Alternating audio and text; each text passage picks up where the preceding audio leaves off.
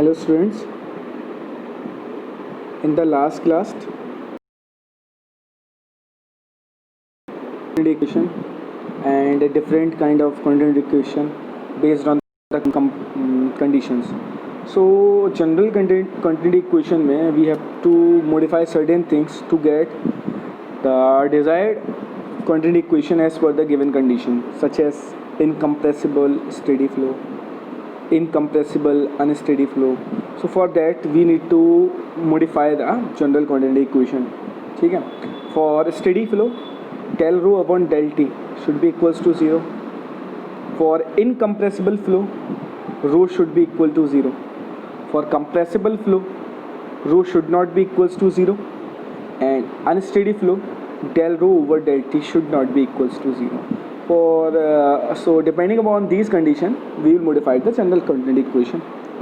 So today we will see the acceleration. Acceleration is the velocity per unit time. So in fluid flow, velocity is the function of space and time both, which we have seen in the velocity vector as x, y, z as space and t as time. So acceleration is also a function of space and time. It is pretty much clear कि भाई जब velocity ही function है हमारा space का और time का, तो acceleration भी हमारा स्पेस और टाइम का क्या होगा, डिपेंडेंट होगा. So space component is known as convective acceleration and time component is known as local acceleration.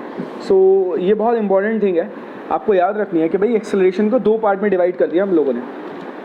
सबसे पहले हमने एक्सेलरेशन को बोला कि भाई अगर एक्सेलरेशन टाइम डिपेंडेंट है तो उसको बोलेंगे हम कॉन्वेक्टिव एक्सेलरेशन, स्पेस डिपेंडेंट है तो उसको बोलेंगे कॉन्वेक्टिव एक्सेलरेशन, और अगर टाइम डिपेंडेंट है तो उसको बोलेंगे लोकल एक्सेलरेशन.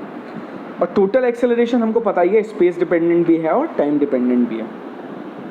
तो यहाँ पे देखिए आप एक पहली इक्वेशन लिखी गई है वेलोसिटी वेक्टर की, which is a function of X, Y, Z and T. Acceleration क्या हो जाएगा, dv अपॉन dt और dv अपॉन dt. एक्सेलरेशन को हम लोग पहले इक्वेशन में देख चुके थे कि भाई अगर एक्सेलरेशन x डायरेक्शन में है तो उसको ax बोलेंगे, एक्सेलरेशन y डायरेक्शन में है उसको ay बोलेंगे, एक्सेलरेशन z डायरेक्शन में है उसको az बोलेंगे. ठीक है. तो भाई ax, ay और az सही है. तो अगर मैं इस वेलोसिटी वेक्टर से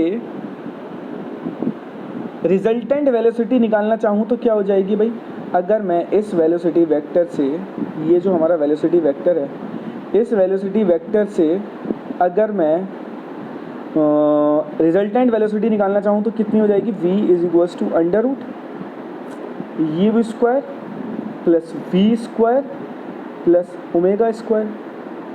क्योंकि u है x डायरेक्शन में वेलोसिटी, v है y डायरेक्शन में वेलोसिटी और ओमेगा है z डायरेक्शन में वेलोसिटी. तो रिजल्टेंट वेलोसिटी इस तरीके से निकल जाएगी.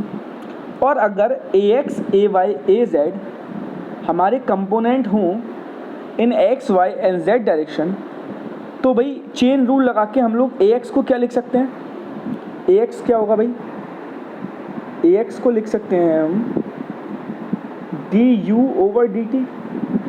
ax क्या है, एक्सेलरेशन इन x डायरेक्शन. तो एक्सेलरेशन क्या होता है, change in velocity upon time. तो x डायरेक्शन में एक्सेलरेशन तो वेलोसिटी भी तो x डायरेक्शन की होगी ना, तो du ओवर dt. अब du ओवर dt, अब आपको पता है कि भाई u is a function of x, y, z and t. क्योंकि भाई सिंस वेलोसिटी जो रिजल्टेंट वेलोसिटी है at any point in the fluid flow, तो सपोज करो u, v और w कंपोनेंट है in x, y and z direction, तो velocity component are function of space coordinates and time. तो जो u, v और omega है ये भी तो x, y, z और t के कंपोनेंट्स होंगे ना. तो देख लीजिए du ओवर dt को हम कैसे लिख सकते हैं, du ओवर dt को हम लोग कैसे लिख सकते हैं, since u is a function of x, y, z and t. तो du over dx, du over dt को हम लोग पार्शियल टर्म्स में कैसे लिख सकते हैं, du ओवर dt को del over del x dx upon dt, del over del Y D Y upon D T, del over del Z upon del T और plus del U over del T, ये हम लोग लिख सकते हैं। ये हो गया एक्सेलरेशन इज एक्स डायरेक्शन। ये देखिए मैंने यहाँ पे शो किया है, ये मैंने शो किया है। बहुत इजी है बच्चों, बस थोड़ा सा दिमाग लगाना, क्योंकि एक्सेलरेशन देखिए एक्स डायरेक्शन में कितना था, एक्सेलरेशन कितना था, ax is equal to D U over D T, और u is a function of X Y Z comma T. तो जब हम इसको चेन रूल से खोलेंगे तो पार्शियल डिफरेंशिएशन के रूल से क्या आ जाएगा, ax D U over D T को हम लोग क्या चेंज कर देंगे भाई, u del U over del X, क्योंकि D U over D X को क्या लिख सकते हैं भाई, D X upon D T को u लिख सकते हैं ना। अरे भाई D X upon D T,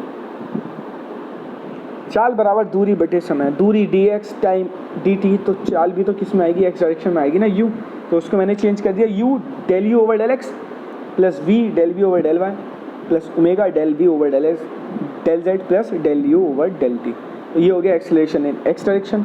similarly acceleration in Y direction can be written as this, और acceleration in this Z direction can be written as this, और acceleration X direction में ये है।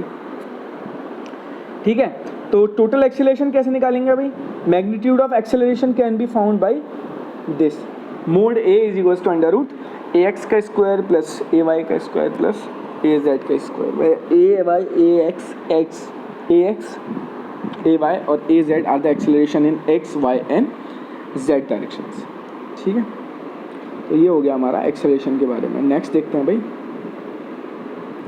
हो गया एक्सेलरेशन के बारे में। अब देख लेते हैं कॉन्वेक्टिव और लोकल एक्सेलरेशन के बारे में। कॉन्वेक्टिव एक्सेलरेशन मैंने बताया था आपको विद रिस्पेक्ट टू स्पेस, और local acceleration with respect to time. देखिए यहाँ पे एक यूनिफॉर्म पाइप किया है, अब आपको पता है यूनिफॉर्म पाइप है, क्वांटिटी इक्वेशन A1 V1 बराबर A2 E2। Since uniform pipe है तो यहाँ पे भी एरिया सेम रहेगा, यहाँ पे भी एरिया सेम रहेगा, दोनों एरिया एक दूसरे से कट जाएंगे तो वेलोसिटी भी क्या रहेगी, सेम रहेगी। और जब with respect to time velocity same है तो वहाँ पे क्या होगा भाई, वेलोसिटी सेम है, एक्सेलरेशन होगा क्या, एक्सेलरेशन होगा ही नहीं। विथ रिस्पेक्ट टू टाइम बात हो रही है तो लोकल एक्सेलरेशन बात आ रही है, लोकल एक्सेलरेशन भी ज़ीरो है और विथ रिस्पेक्ट टू स्पेस भी ज़ीरो है, तो कॉन्वेक्टिव एक्सेलरेशन भी ज़ीरो है। तो ये होता है भाई, इस तरीके से हम लोग देखेंगे। देखिए मैंने हर किसी को दो भागों में तोड़ दिया है, टोटल एक्सेलरेशन को दो भागों में तोड़ा है मैंने, एक को बोला है भाई टेंजेंशियल एक्सेलरेशन और एक को बोला है मैंने कन्वेक्टिव एक्सेलरेशन। ठीक है, तो इस तरीके से भाई हम लोग फाइंड कर सकते हैं टेंजेंशियल एक्सेलरेशन और नॉर्मल एक्सेलरेशन। टेंजेंशियल भी दो टाइप का हो गया, कॉन्वेक्टिव लोकल, और नॉर्मल भी दो टाइप का हो गया, कॉन्वेक्टिव और लोकल, दो टाइप के एक्सेलरेशन हो गए। तो दोनों यहाँ पे शो किए गए हैं। ये है भाई यूनिफॉर्म, यूनिफॉर्म के लिए नॉर्मल एक्सेलरेशन तो ज़ीरो होगा ही होगा। क्यों ज़ीरो होगा, क्योंकि यहाँ पे कोई कर्विलिनियर फ्लो ही नहीं है, यहाँ पे स्ट्रेट फ्लो है, तो नॉर्मल तो फ्लो होगा ही नहीं, टेंजेंशियल ही फ्लो होगा वाटर। और टेंजेंशियल में भी दोनों एक्सेलरेशन ज़ीरो होंगे, क्योंकि विद रिस्पेक्ट टू टाइम और with respect to space velocity change नहीं हो रही है। अब यहाँ पे देख लीजिए भाई, कौन से वाले में, इस वाली कंडीशन में, इस वाली कंडीशन का पाइप देखिए, इस पाइप का डायमीटर क्या हो रहा है बेटा, चेंज हो रहा है ना। जब पाइप का डायमीटर ही चेंज हो रहा है तो क्या होगा भाई, एरिया चेंज हो जाएगा, एरिया चेंज हो जाएगा, वेलोसिटी चेंज हो जाएगी दोनों सेक्शंस में। तो भाई एक चीज़ तो समझ में आ रही है मुझे कि यहाँ पे नॉर्मल एक्सेलरेशन तो ज़ीरो होगा, क्योंकि यहाँ पे कर्विलिनियर फ्लो भी नहीं है, क्योंकि यहाँ पे टेंजेंशियल फ्लो है, तो नॉर्मल एक्सेलरेशन तो ज़ीरो ही होगा। पर जो टेंजेंशियल एक्सेलरेशन है उसमें देखिए दोनों एक्सेलरेशन ज़ीरो नहीं होंगे, क्योंकि विद रिस्पेक्ट टू स्पेस और with respect to time velocity change हो रही है, और जब चेंज हो रही है तो एक्सेलरेशन दोनों साइड होगा भाई, नॉर्मल भी होगा, टेंजेंशियल भी होगा। सो इसी तरीके से हम लोग नीचे वाले डायग्राम को देख सकते हैं। यहाँ पे स्टेडी और यूनिफॉर्म है, बट यहाँ कर्विलिनियर फ्लो है, यानी नॉर्मल एक्सेलरेशन होगा भाई यहाँ पे, और टेंजेंशियल भी होगा, टेंजेंशियल भी होगा। सिंस यूनिफॉर्म पाइप है, यूनिफॉर्म पाइप है तो वेलोसिटी सेम रहेगी, यूनिफॉर्म पाइप है तो वेलोसिटी सेम रहेगी भाई। और जब वेलोसिटी सेम रहेगी तो फिर एक्सेलरेशन तो ज़ीरो होगा नहीं। कौन सी डायरेक्शन में, टेंजेंशियल डायरेक्शन में।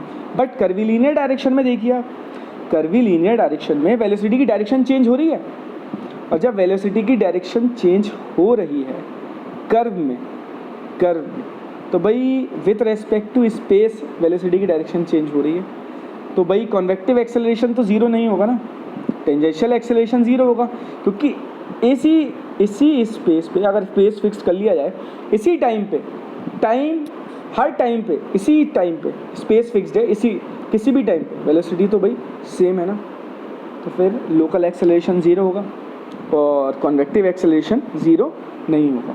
तो ये कुछ इंपॉर्टेंट पॉइंट मैंने बताए आपको, आप लोग डिफरेंट फिगर को भी कंपेयर कर सकते हैं, ये मैंने आपको शो किया है, ठीक है। तो मैंने आपको 3 फिगर शो कर दिए हैं, चौथी फिगर आप लोग एक बार देखिए, अगर नहीं समझ में आता है then we will discuss in the class. Thank you.